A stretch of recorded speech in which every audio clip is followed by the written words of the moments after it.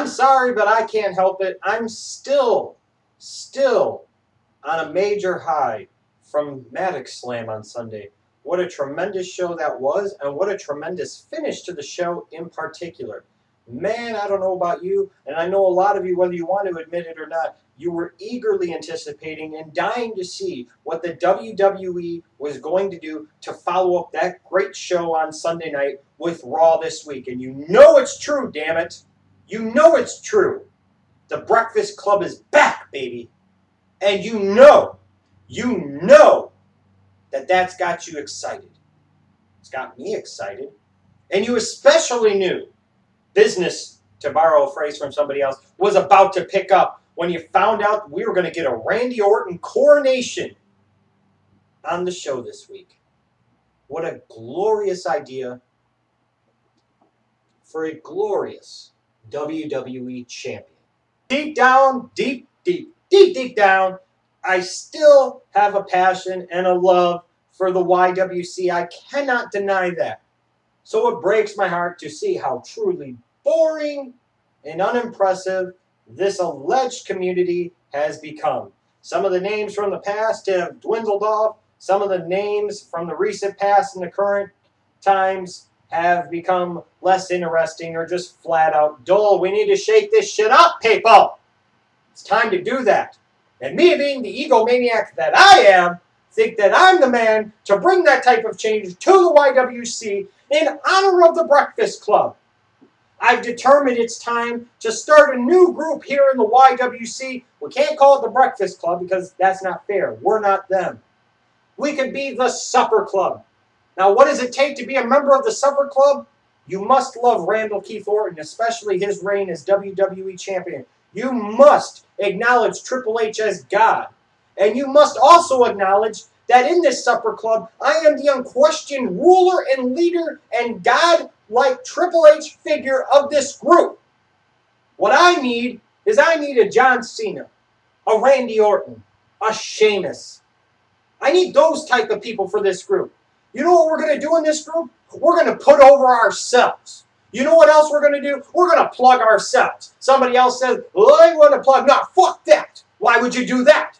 We're putting ourselves over. We're plugging ourselves. We're going to other channels and plugging ourselves. We're talking about ourselves. And we're going to talk about only people within the Supper Club. Because that's what we do. And that's how it should be done. So if you want to be a member of the Supper Club with the Schlegdaddy, now you give me a 2 or 3 minute video response to this video, submit it, I'll put it out there, and then I ultimately, not the people, me, myself, and I will determine who is going to be in this new Supper Club. We're going to shake some shit up and try, God forbid, to have some fun in this place we love to call the YWC once again. I guess sometimes that's just how life works, though. You get all excited, and you have this tremendous feeling of euphoria, and you're on this high that you don't feel you could ever come down from. And then life is that tepid, wicked mistress that decides to throw some piss in your lemonade. This is unfair, and this is bullshit! I'm sitting there getting all excited for the Randy Orton coronation that I know is going to main event because it deserves the main event. And the first thing we get on Raw this week is the star, the face of this entire generation, one of the founding members of the Breakfast Club, John Cena, after his heroic performance last night at Maddox Slam, telling us that he's going to be gone for 4 to 6 months because he tore a tricep. This is horrible news, people. This is absolutely terrible. The face of this generation of the WWE, the franchise piece, is supposedly gone for 4 to 6 months. I say supposedly because look at him. He wrestled a full match and a great main event at Maddox Slam against Daniel Bryan. Damn near beat him. And he only really had the full use of one arm. He had a freaking ball right here. He had a torn tricep. So 4 to 6 months, my ass. He can go get that surgery this week and hurry right the hell back on Raw, John Cena. We want you at the commentary table. We want you interviewing people backstage. Wear that sling. It's okay. You be in there with segments for the McMahon family and Triple H and Randall Keith Orton, because that's your place. That's where you belong. At the peak, the apex, the summit of the WWE. But even with that devastating news, he was still gracious enough to figuratively pass the torch to Daniel Bryan. What a good man, an honorable man John Cena is. And I know each and every one of you share my sentiment that you can't wait for John Cena to be back wrestling again in the WWE, and you wish him the best and a full, speedy recovery. So Daniel Bryan gets his moment in the sun, and of course he's disappointed. He doesn't see the big picture. He doesn't understand that him being champion isn't best for business, and that's why Stephanie McMahon had to come out and remind him. You know, Daniel Bryan is good. He's really damn good, people. But Stephanie's right. He's a B+. He's a really solid, good B+. He's like the 89.44% B+. He's so close that you could almost round it up and round it up to an A-, but not quite yet. He's good, but he's not Breakfast Club good. And the Breakfast Club is good for business. And that was all Stephanie was trying to explain. And this was a phenomenal segment. You had the sadness of John Cena's announcement. You had the glory of Daniel Bryan being defiant in the face of adversity. And Stephanie McMahon reminding him once again that the Breakfast Club runs the show and they are what's best for business. Phenomenal opening segment. Dear WWE creative team, why have a match at SummerSlam, Maddox Slam, if you're just going to give it away for free, the exact same match the next night on Raw? These are the type of things that teach people to not want to buy your pay-per-views because they know at some point they're just going to see the match for free on television anyways. And Damian Sandow and Cody Rhodes on Raw this week was basically that concept. We just had the match the night before, so we're going to have the same basic match right away again on free TV. No! Because that almost symbolizes that this feud is close to completion, and it doesn't need to be completed. It needs to continue and go on through Night of Champions at the very, very least, damn it.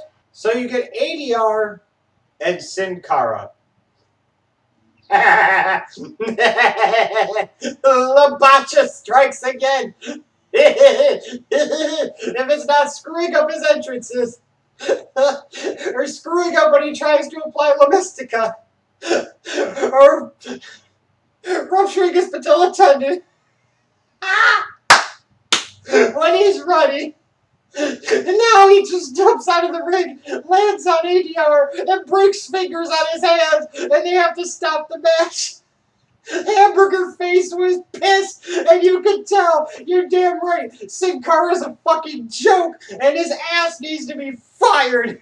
Unless his whole gimmick is going to be changed to Labacha, and every match he's going to have a screw-up that results in the match ending prematurely. Now that is a money-making gimmick.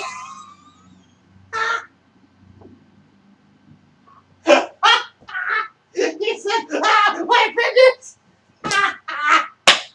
He had to stop the match. As far as the other revelation of Ricardo returning and him announcing that he's associating himself with RVD, I guess you needed somebody with a name to go after ADR, I guess. As far as Ricardo being with ADR, don't have a lot of opinion on it one way or another at this point. It's a curious selection, maybe a bit odd. Doesn't mean it can't work. This is being used as a storyline advancer and a plot device between ADR and Ricardo to have them have their own feud and a match at some point in time down the road, then I'm okay with it. But I sure as hell don't want to see RVD as the next World Heavyweight Champion, that's for sure. Now, you know, when you're the Raw general manager, sometimes you have to hand down some tough decisions. And you have to remind people who's in charge. You know, when they're sitting there and saying on commentary that, oh, people like Dolph Ziggler and Big Show are being punished for exercising free speech. Remember, this is the same WWE that takes people's signs away at shows. This is the same WWE that supported Sopa and Pippa. So, as a result, no, the WWE does not believe in free speech. They do not. They do not. So, Brad Maddox had to do what any good general manager would do. He had to teach people like Dolph Ziggler and the Big Show who was in charge. And this led to a lot of Shield involvement on this week's show. And I'm not even getting to the main event yet. But the three of them versus Dolph Ziggler. It looked like Seth Rollins injured himself a little bit. Pretty bad, actually, for a moment. And then all three of them at the same time against the Big Show. This is setting up for something big down the road. And this is kind of, it almost seems like, getting back on track with the Shield a little bit. And that's a good thing. When you are the Raw general manager, sometimes you have to make these decisions. And they're tough ones. But they're the right ones to make because they are good for business. Just like Brad Maddox, as Raw general manager, is good for business. It's so good for business, I wouldn't be surprised someday if he becomes a pledge in the Breakfast Club. Just throwing it out there. Big Show said it all on his little interview this week. Mark Henry and Big Show, even though it should be Mark Henry and Smokey, Team Cheeseburger, fuck the world. Yeah, Mark Henry and Big Show gonna fuck the Shield up, probably not the champions, and become the new World Tag Team Champions. Why? Because that's what they do. That's what they do. You damn right. One thing that, if done right, the WWE could really have on its hands is a really strong, talented, and deep tag team division. 3MB and the Usos had an okay tag match. I love the Usos. You have the Real Americans. Zeb Coulter, don't talk about conviction when talking about Jack Swagger. Just throwing that out there. And then you get the long time coming, desperately needed, waiting for it to happen. Babyface turn for the primetime players. This needed to happen. We wanted it to happen. It had to happen. It did happen. I don't care what the catalyst was for it. We all know what the catalyst was for it. This was something that needed to happen. These guys are too entertaining to sit there and continue to fight the grain and trot them out there as heels. WWE has a really good tag team division right now, and if they choose to do some good things with them, the possibilities are endless, and this can really help improve the business and the overall product. And then Los Matadores, they're repackaging Primo and Epico. My only concern here is that if we're going to go with the Matadores, then they need the original El Matador, Tito Santana, as their manager. Arriba! So Bray Wyatt beat R-Truth in relatively short order. My only question is now that Kane is out of the way for a little while, what are they going to do with Bray Wyatt and the Wyatt family? Are they just going to kind of be in limbo for a little while until Kane comes back? Or are they going to hurry up and try and insert them into another program with somebody else? That's what I want to know. Miz versus Wade Barrett. This was all about trying to further along the storyline between apparently Miz and Fandango.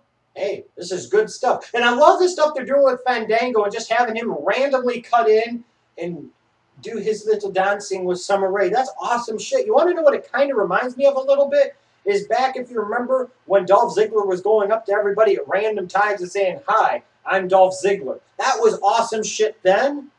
And this is awesome shit with Fandango. I hope they keep doing it for the here and now because it's really good. Sometimes it pays to see an opportunity and take it.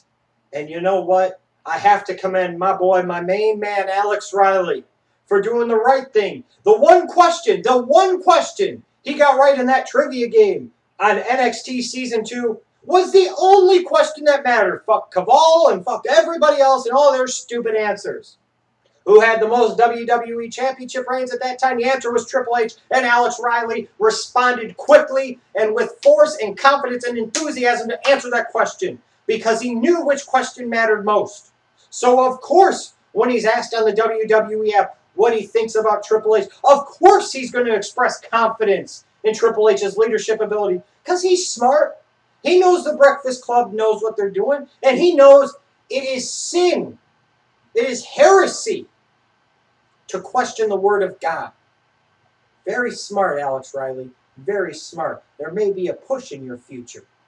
Not to be forgotten on this week's show by any stretch of the imagination is what was going on between Paul Heyman and CM Punk. This was a very important and big part of this week's Raw, and it really, really helped this week's Raw. Heyman's promo segment was good. Then CM Punk was a ball of fire. It was like they sat there and gave him some talking points, and then he went off. And he said, F this. That was great shit, calling out the fat boy in the front. It would have been even better if that fat boy was a plant, so they could have brought the fat boy in the ring so CM Punk could have fucked him up. And then the street fight between Punk and Axel. So you had something involving CM Punk, really. 3 different segments on the show, and the fight between Punk and Axel was pretty damn good. You know the business between Punk and Heyman isn't over yet, and they're doing the right thing at this point. And they're making CM Punk stay a babyface because it needs to happen. The people don't want to boo him. They want to cheer him. And this is another example, like you're going to find out with Daniel Bryan, where with CM Punk, he gained more last night by losing than if he would have actually won. Now there's even more reason to support him for fans. There's even more reason to get behind him. It's genius. This is how you make real big babyface stars, WWE. Well played indeed. It's been a long time coming, so damn it, I'm going to celebrate too. I don't give a shit. I've been waiting for this for a long time. It's about damn time. The right man is the WWE champion. And he deserved a coronation. He maybe even deserved more than he actually got this week on Raw. He very well may have. But, you know, I was begging for this to happen for a while. Beggars can't be choosers. And what better man to hold that belt and keep it warm until John Cena comes back. Randy Orton versus John Cena, WrestleMania 30 main event. It has to happen. It needs to happen. Me, you want it to happen, and you know you do. So anyways, Randy Orton's coronation. You know, it was genius. I give a lot of credit to the WWE here. You know, people were trying to guess, was Vince going to turn heel, or was Triple H going to turn heel, or what was going to happen at the main event of Maddox Slam. Now, not only has Triple H turned heel and really regathered the troops and reformed the Breakfast Club here, he's on the same side as Vince and his wife. Genius! Now you've got the whole McMahon family running the show, and the Breakfast Club in tow too. This is awesome. This is strength in numbers, especially with John Cena being gone for some time and Sheamus being gone for a little while. You know, there's nobody else at this particular moment that is quite yet ready to take that place in the Breakfast Club. So you have to have that strength in numbers. And what better strength in numbers than to have the McMahon family there backing you all the way. And Triple H, you know, he realizes what's good for business. And what's good for business right now is a heel champion, a heel world champion in Randall Keith Orton. And it's funny, too. Every champion in the WWE right now is a heel. And sometimes, yes, it's the old NWA business model of you have a heel world champion and the babyfaces try to chase him. Usually the WWE loves to have a babyface world champion have a long run and have the heels chase him, and then heel mid-card champions where the babyfaces chase him. Now everybody's a heel champion. I'm sure at some place we're going to get a babyface world heavyweight champion or a babyface mid-card champion, but it is what it is right now. It's actually surprising and a bit refreshing. But what's really refreshing is to see things back to the way they should be, the way they used to be. Now you've got something that's going to make everybody involved better. Triple H is a heel. It's instantly better than Triple H as a babyface. Stephanie's heel. She's better than that and then as a babyface. Vince still staying heel. Obviously always better as a heel, Mr. McMahon is. Randy Orton's a heel. He's better off for being a heel. The Shield, even though you may argue you're kind of going against the grain by trying to keep them heel, now not only are you keeping them heel, but you're aligning them with the Breakfast Club and the McMahon family. That instantly is going to make anyone better. Have no doubts in your mind about that. Burial's my ass. And when it comes to burials, you're going to sit there and say, well, look at what happened to poor Daniel Bryan. This is a burial. This is horrendous. No, this is awesome, and this is stupendous. This is going to get him even more over as a babyface than him having a meaningless-ass 2 or 3 month reign as WWE champion, period. Bottom line, accept it because it's true. Now, there's a reason to get behind Daniel Bryan because he's got legitimate odds. You're not sure he can beat a great champion like Randall Keith Orton, especially with Triple H and the McMahon family supporting him and behind him, especially if the Shield's involved. Now you've got a real reason to get behind Daniel Bryan. Unquestionably now, especially with John Cena gone for a few months, Daniel Bryan takes his place for the moment as the #1 babyface in the entire WWE. How is that possibly a bad thing? How is that possibly a burial? It isn't. That's why. Period. This was a great end to a great Raw, in my opinion. So now we've had a great Big Four pay-per-view in Maddox Slam, a great Raw to follow it up, and a Raw that's got you emotionally invested, got me emotionally invested, to see where they go going forward, heading towards Night of Champions. Well played yet again by the WWE. The only thing I'm mad about is that I went to the store yesterday, they're all sold out of baby oil. What a bunch of bullshit. As soon as they get some baby oil, I'm going to go get some, and I'm going to celebrate, and I'm going to put it on camera. I don't give a shit.